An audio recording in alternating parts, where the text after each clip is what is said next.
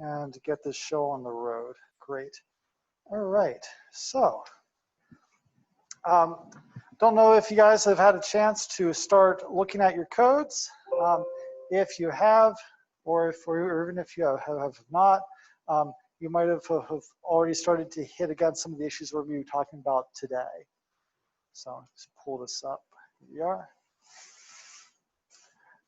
Get a buggy ideal gas law.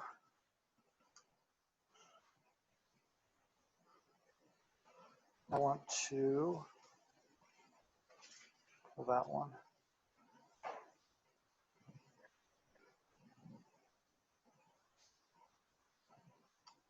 All right, cool. There we go. So, as you start to write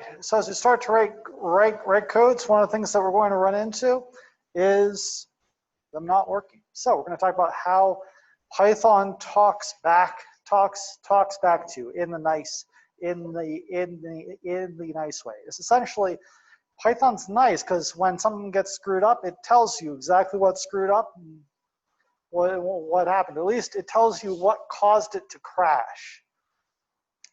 The problem comes with parsing that. So we're going to kind of talk about how to work our way through that today, and hopefully get you guys on good footing. Again, sorry for the late start. Will not occur again. So, has anyone had a chance to start looking at their codes? No. Cool. All right. Well, this be good either way. So, let's get this show on the road in that. All right. So, if you have Spider open, just throw it open now so that you have it. At least one person has already run into this problem. If you pull up Spider, you go into the scripting window on the left hand side there. I want you to type that in exactly as it's written.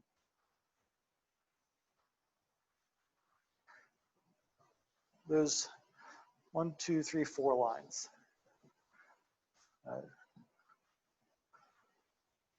This variable equals 1, that variable equals 2. If this variable equals that variable, print ha.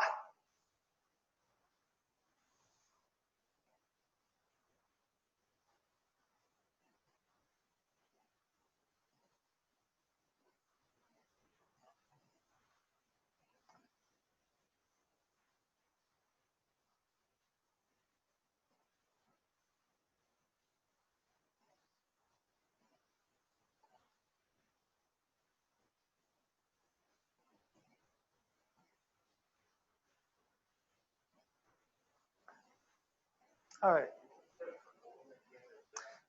So that's what I want you to see. When you have it all typed in, Spider should give you a little red X to the left of that line.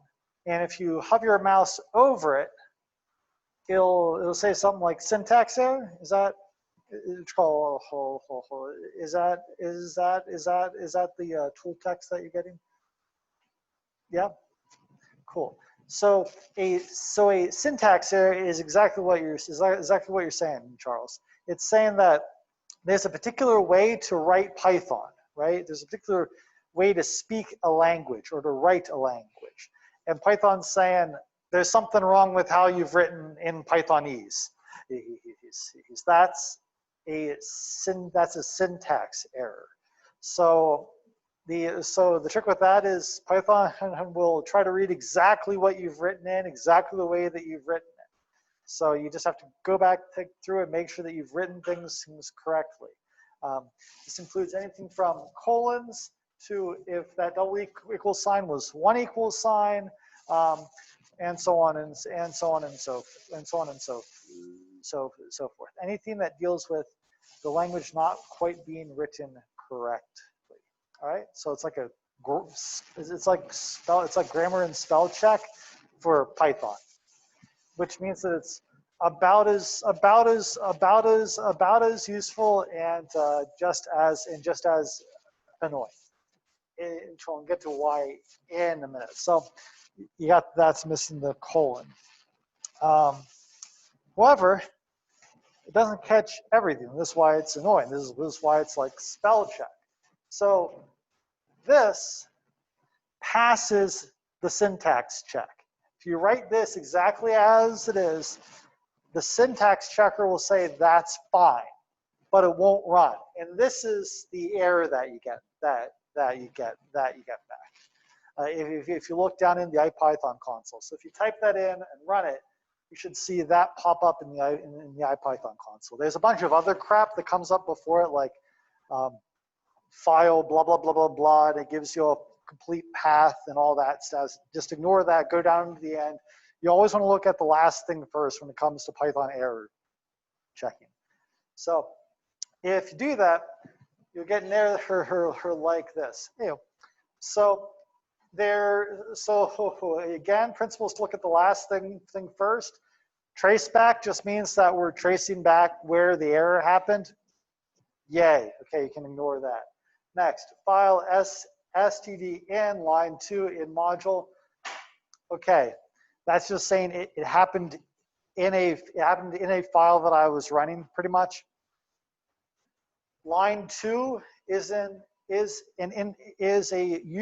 useful thing. It tells you what line of code it thinks that the error occurred on. It's not necessarily the original error that caused it. You can have multiple errors stacking up. This is just where the error that caused the program to crash, that's where it occurred. It occurred on line 2, because the code that I got this from was on line 2. And here it'd be line 4, because the error is a name error. And name error is exactly what it sounds like. There's an error in a name. It could be a variable name. It could be a function name. So if it was an error in a variable name, a name error would be if I had the t in this variable capitalized. That this variable with a capital T is different than this variable with a lowercase t, right? Capitalization is important in Python. So it would say, hey, I'm trying to use this variable with a capital T. I don't know what that is. It's a name error, or I've never seen that name before. It's the same thing with functions. Like we know the print command, right?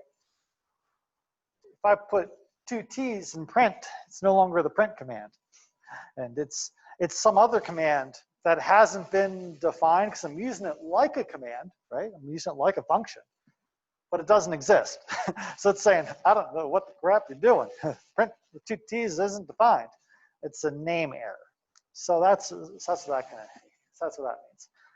And again, the line number is at least the line that the program crashed on. It might not be the only error, but it's the one that the program crashed on. We'll talk more about that in a second. But once you get through all of these, the most fun errors are the ones you get at runtime. So runtime means the program actually runs. The thing actually works. Meaning, I can hit run and it does stuff. It doesn't crash, and it's still run. These are the fun errors. So they could be a whole lot of different things. One example that I kind of like is an overflow error. So we talked about this a bit the first day when we set a number to a really, really large power, right? And it came back with something like this.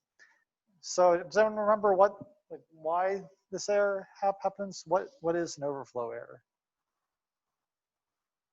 What is overflow?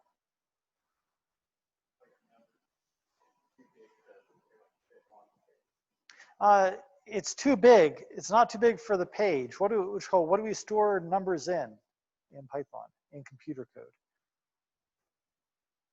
Well, specifically in Python. What do we store numbers in?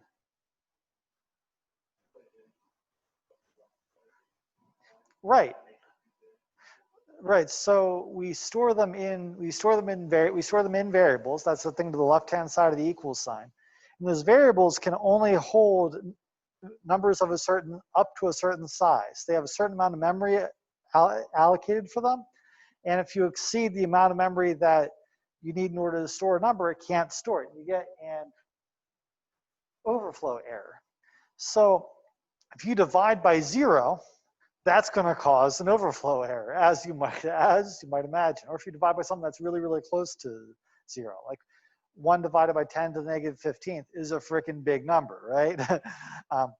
So you can get an overflow error by what's called by some strange math occurring. Like you wouldn't intend to divide by 0. Like there's no engineering application that requires a division by 0, because that'd be dumb and it would be physically meaningless, right? So what is this called? So the fact that you have an overflow error isn't actually your problem. Your problem is that some value in your code caused a division by 0. My point in saying this is that even though this is where your code crashes, and this is the error message that you get out, it might not actually be your problem. You're gonna have to look back further and say, okay, I got an overflow on line 1. What caused that? What caused that overflow? Does that make sense? Like you might not necessarily be trying to fix this error message, but this error message might give you a hint as to the fact that there's something else going wrong in your code. Okay. But if you don't get an error, an error message, well, what do? So say you have something like this. Say you have a ideal gas law calculator. You guys remember the ideal gas law, P equals nRT and all that jazz? Sweet. All right. So say that we have a gas has a volume of 130. It's called, wow, I can't write. I suck. Sorry. Volume of, not 131 kilopascals.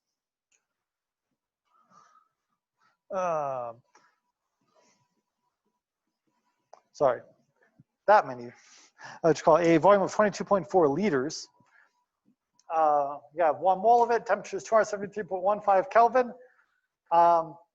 I've run that I've run those inputs with 2 different ideal gas law calculators, trying to find pressure. I get those 2 numbers out. The program worked, but which one's right?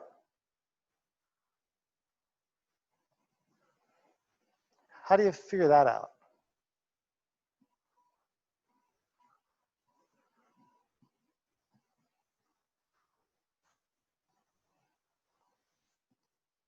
We do know, right? Whoopsie.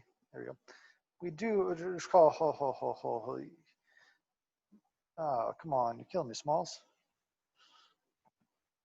It's called. We do know the ideal gas law, right? We got PV equals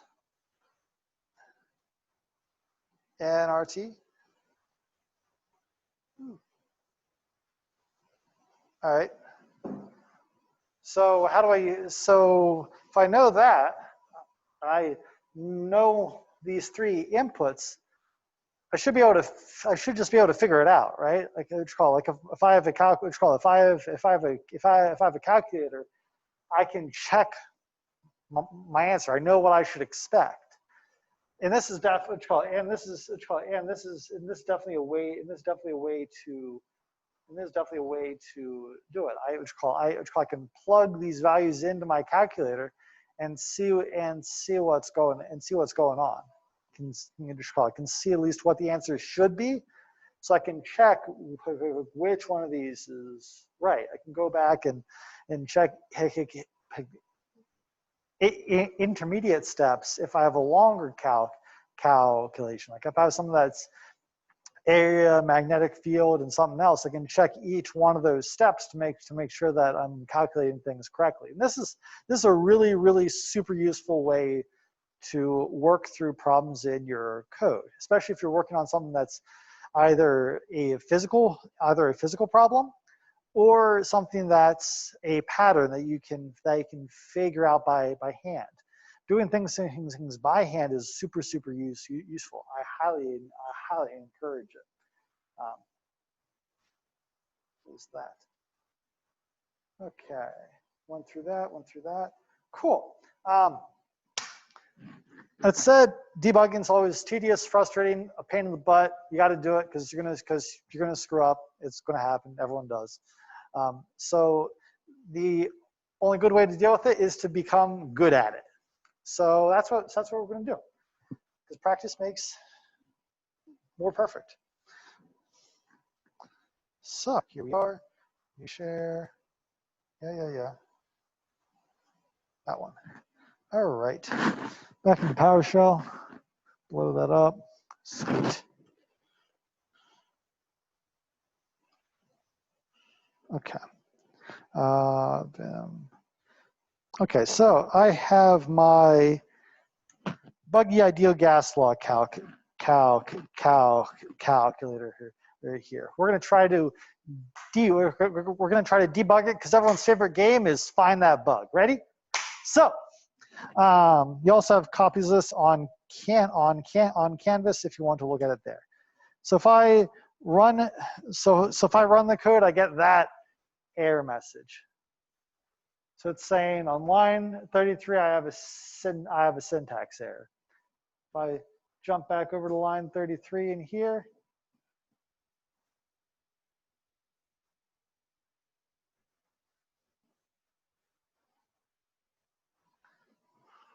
what's my syntax error?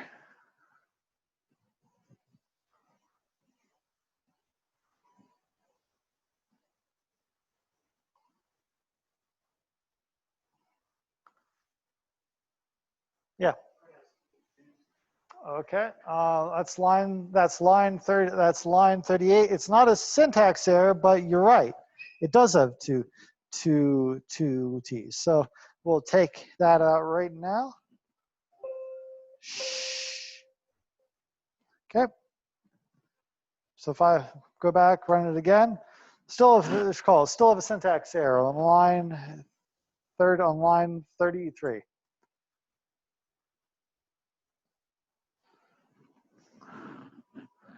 What's the syntax error again? Conceptually speaking, what is a syntax error?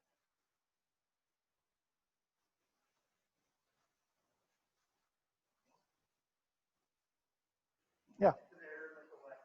Okay, cool. So it's an error in how we've written the language. We're missing some part of speech, or we've added something that's not part of Python. So that's kind of what we're looking for. Somewhere where we've actually written stuff that's not a Python word or Python grammar, if you will. So the error message says on line 33, there's a syntax error. So what is it?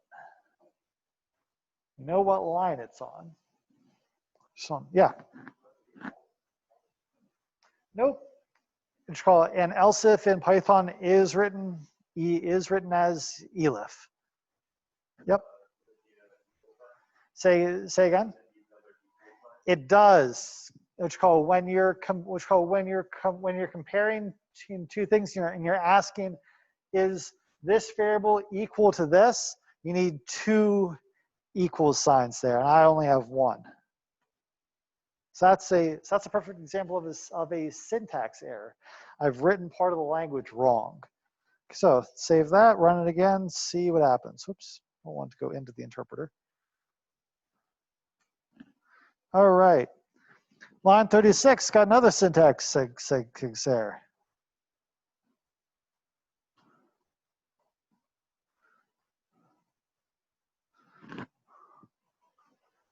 Yeah. Yep. You always need, it's called when you ask questions, you always need a colon. I think it was Tommy who asked this last time. Note the if else so note the if structure here. I have an if. Inside of that if, I have another if, else ifs, and else.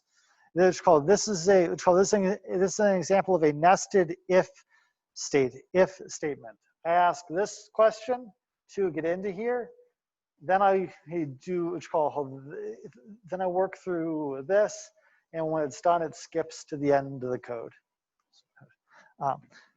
So cool, we got that syntax there. All right. So my gas pressure is 1.0 Kelvin. Sweet, it ran. It spit out an answer. Is that right? No, obviously, right? Because like pressure is obviously not in Kelvin. And if it was 1 Kelvin, that'd be pretty freaking cold. So, what the crap? So what happened? It said it was gas pressure, but it read out in units of Kelvin. So we should look for where there's pressure, right? And see what's going on there. So where's that? Yeah. Yep.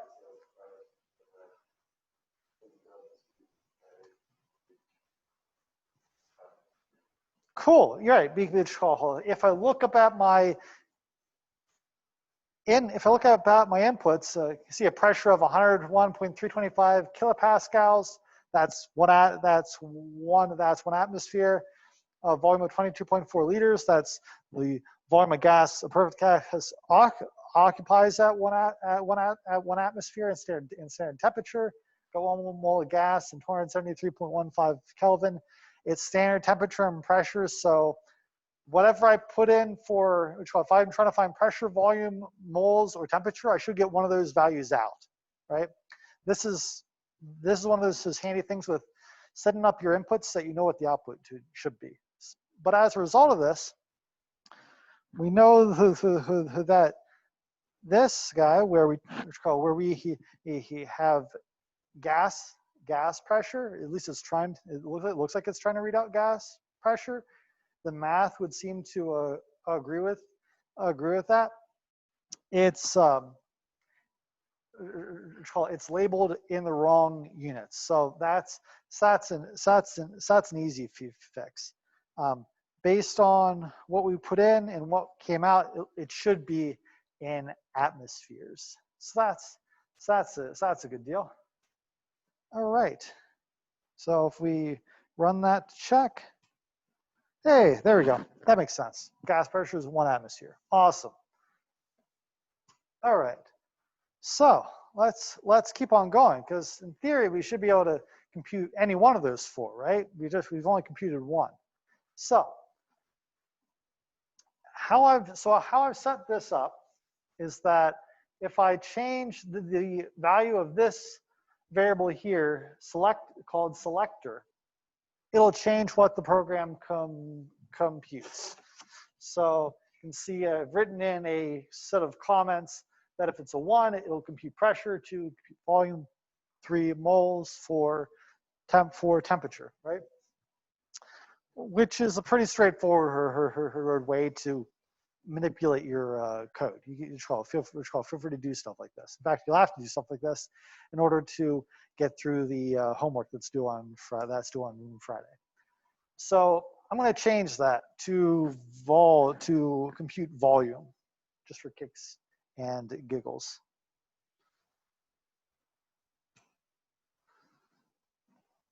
Well, that's not good. What the heck does that mean?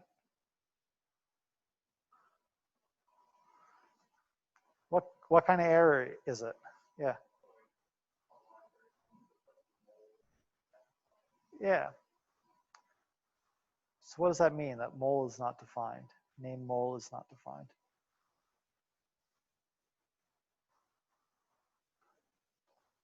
What do we say that a name error was?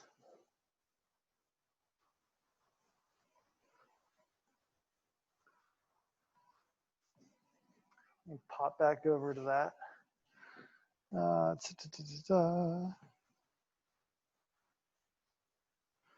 So if I pop back over to here we are.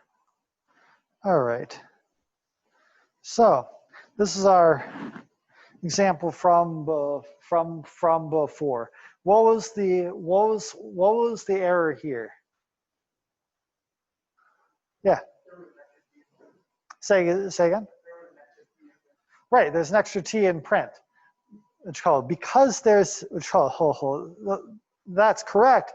The actual error, what a name error is that you're trying to use a function called print with two T's, and that function doesn't exist.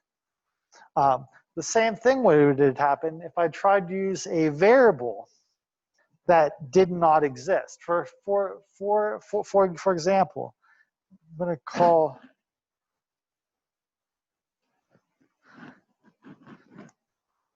If I ran this code, I'd get another name error saying that name this variable does not exist. It's not defined because this variable, the first time that I see it is when I ask a question about it. I can't ask a question about something that doesn't exist. Does that make sense? So that's a name error. Put that back to where it was. Cool. Also just fix that quick. So if I pop back over to here, what's my problem?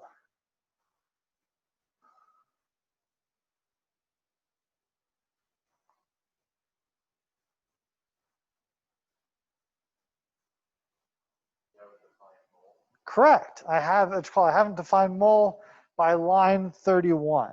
So let's remember line 31. Pop back into the code. Okay, so line 31 is down here. All right. So there's mole. That's it's saying it's not defined. Okay, so I'm going to go up. Oh, it looks like it's defined. What the heck's going on here? Yeah. Say. Right. Right. I didn't capitalize it down here, and I did cap it up here.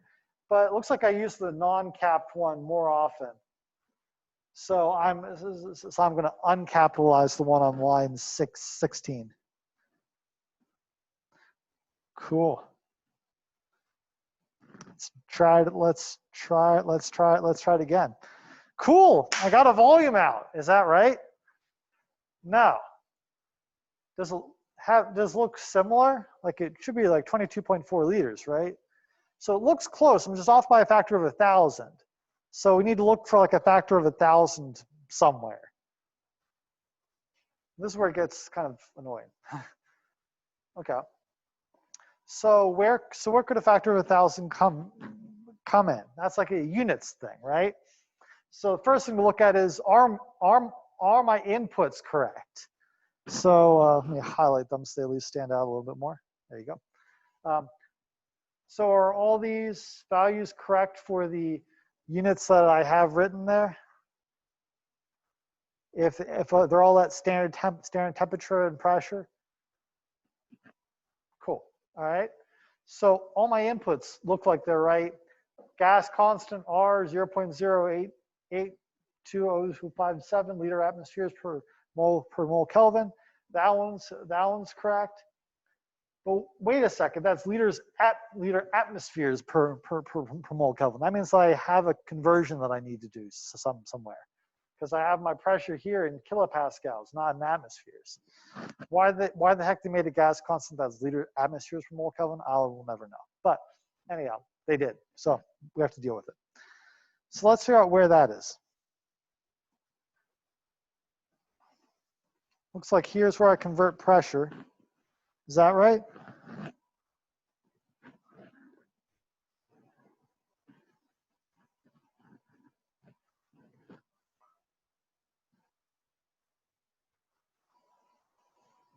So I have to convert the pressure that I had in the input to what unit? Atmospheres, right? And it was in?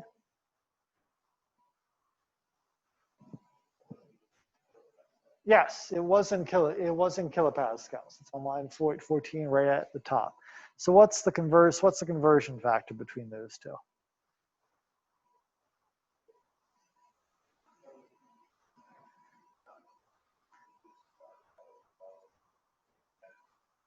Say again. You're right. There are 101.325 kilopascals in 1 atmosphere. If I look here, I'm divided by 101,325. That's many pascals there are in an atmosphere. And when I looked at my output, I was off by a factor of 1,000, right? So that looks like it's the right place. So I'm going to go over. Shush. Put a decimal point there. There we go. That gas volume looks good. Looks good to me. All right. Let's keep on testing. So that was selector 2. Let's go to selector 3. Should get moles out. Well, that's fun. All right, let's give this one a shot. So came up with a ridiculously large value there. What's going on with this? And selector equals 3 right now. We would have expected to see 1 mole, but we saw like 44,000 or whatever. We know that the inputs are correct. We know the conversion happens. The conversion of pressure is correctly, so all of our units are fine. So it should just be something in that calculation of moles.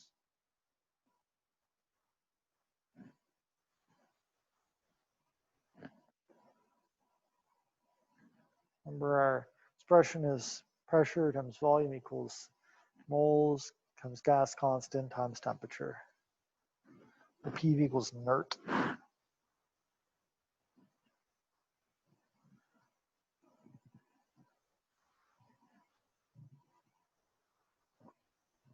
Yeah.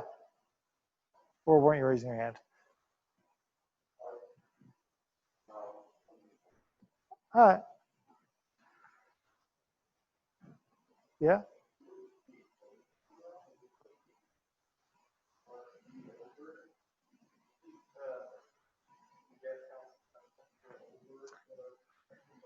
It's a good. It's a good question. Do we have the equation wrong? So PV equals inert, right? I'm solving for n. So yeah. So the equation looks good, but the answer's not.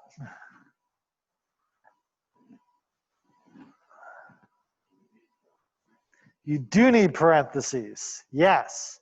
If I don't have parentheses, it's just order operations, right? It's this times this divided by this times this.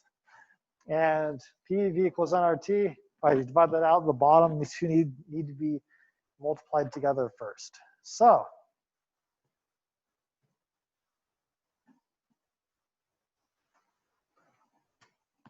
that looks much better.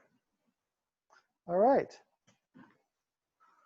Let's keep on rolling. Selector 4, we haven't tried that one yet. 273.15 Kelvin. Awesome. All right. So I think that we're done because we just went through all 4, right? Now here's the trick. If you use inputs where you have a value of 1, sometimes that can hide problems. So what we're going to do? Because if you divide or multiply anything by that input value, it's just dividing or multiplying by 1, right? It doesn't change anything. So problems can hide. So I'm going to put 2 moles in. What the heck? So before we get too far, going to calculate temperature for 2 moles of gas occupying 22.4 liters of space at one atmosphere pressure. Could someone crank out what the temperature should be, please? Multiple values are welcomed.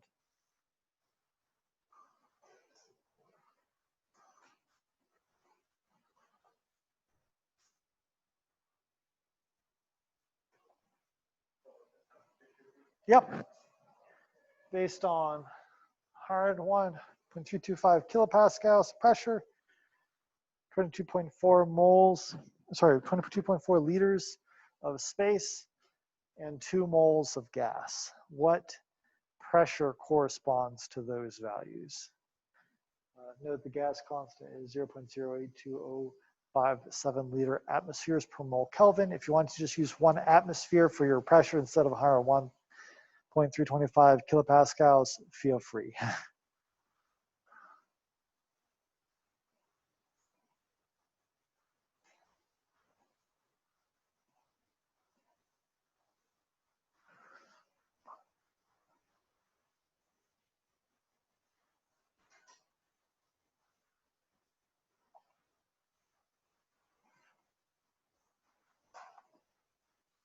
What do we got?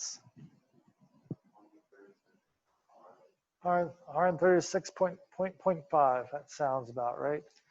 So we're expecting markers to be a piece of crap.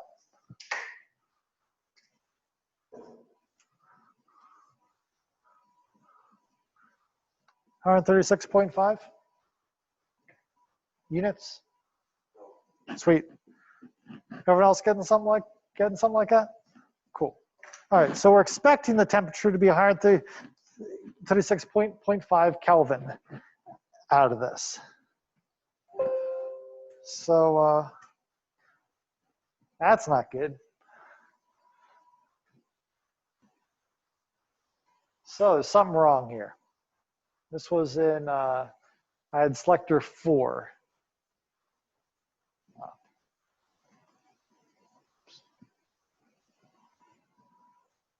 So first, if selector is 4, what part of these if statements is running?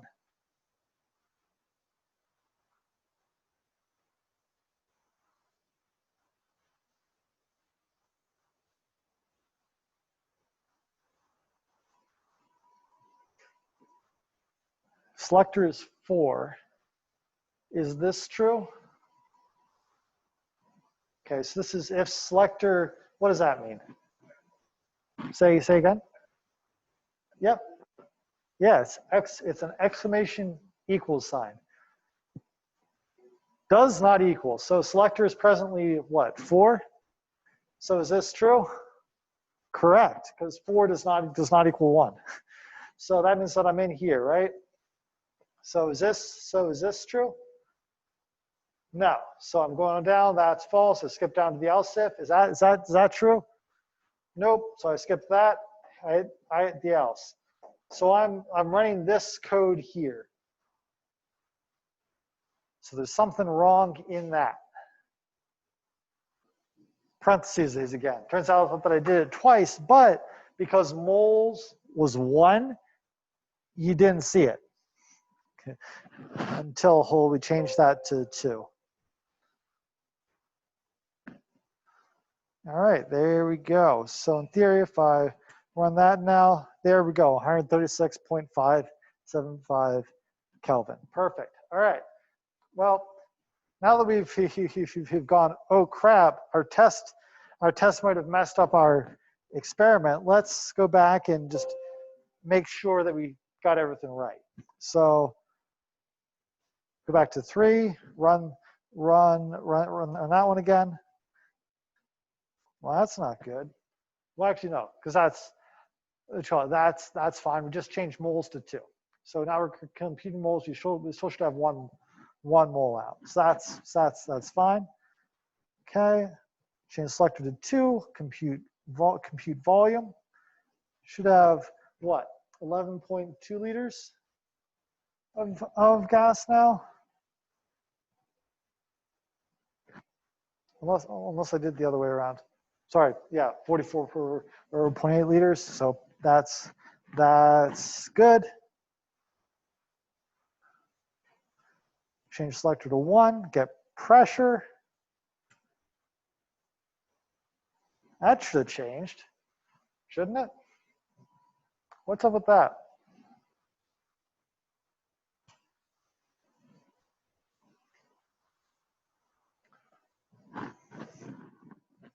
So if I had 1, if the selector is equal to 1, I come down here.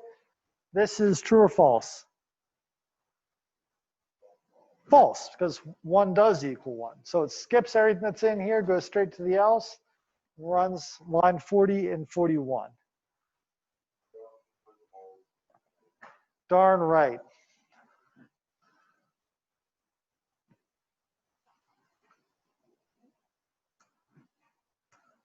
There we go. That's what we expect. Cool. Now we have a perfectly happy working code. So that's the wonderful world of debugging in a nutshell. Any questions? Yeah.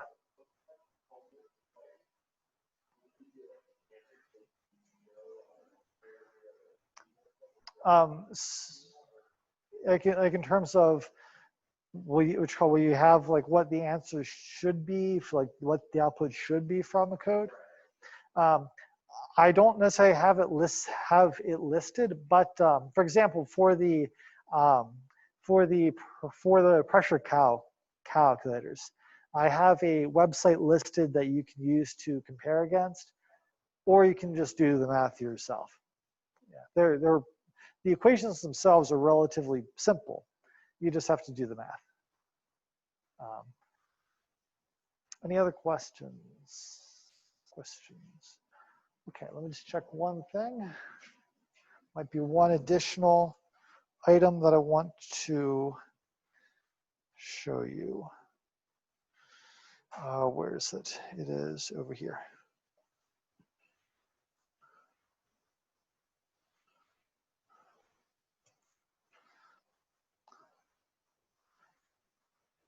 Ah, okay. Right. So one thing. They have it in here. No, I don't have to do that. Okay. So for problem 4 on your homework, this is here we are. Zoom in a little bit further. So this is a equation from a international standard pressure model. You can use this to find air pressure anywhere from 36,000 feet to 64-ish thousand feet, and anywhere in the stratosphere, pretty much based on whatever your altitude is. So you have pressure at the bottom of the stratosphere. You have temperature at the bottom of the stratosphere, both which you can compute in other places. G is which is called gravity, right? 9.8 meters per second squared. H is your altitude. HB is altitude at the bottom of the stratosphere. All those values are up in here. E is Euler's constant, so 2.71828, right? So you can type that in. You can define E. That is a perfectly legal thing to do. Or you can use the built-in E, which is a little bit more difficult to get. I'd just define what E is and use that, okay? So just say E equals 2.71828 and just do all of your math. All right, any questions about that? Great, so make sure that you got that. And make sure that you have this. Okay, cool. If you need, if you're not sure what to put in for HB or TB or PB, you can just go over to this to the atmospheric calculator that I have here. Click on that. It'll bring you to this wonderful page. One of my favorite in the entire entire world. You can stick in an altitude. Said that TB and PB are the temperature, height, and pressure at the bottom of the stratosphere. If I look at my homework file, it says that the stratosphere is from 36,000 to 65,000 feet. So I can stick 36,000 into this. Make sure it's in feet. Don't worry about the temperature offset. Just look for that, and this will give me it's called temperature, pressure, etc. at the bottom of the stratosphere. So PB, TB. All right, cool. All right. In that case, got about an hour left. Since this is our first lab, figured it'd be best spent just saying you have an hour to do work, and I'm here for an hour if you need help getting started. Normally during labs, we're going to have different problems that we're going to try to work through, but for this time, it'll just be a work period. All right. So the rest of the time is yours to do work. Go.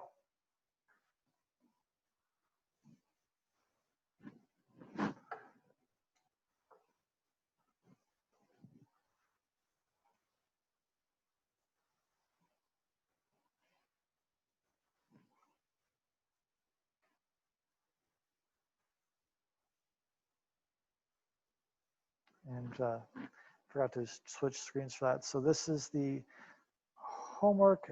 Instead of using E, you can just code that as 2.71828. If you look in this equation, you have TB, HB, and PB. This is just properties at the bottom of the stratosphere. You can get them via this calculator. I'll stop recording there.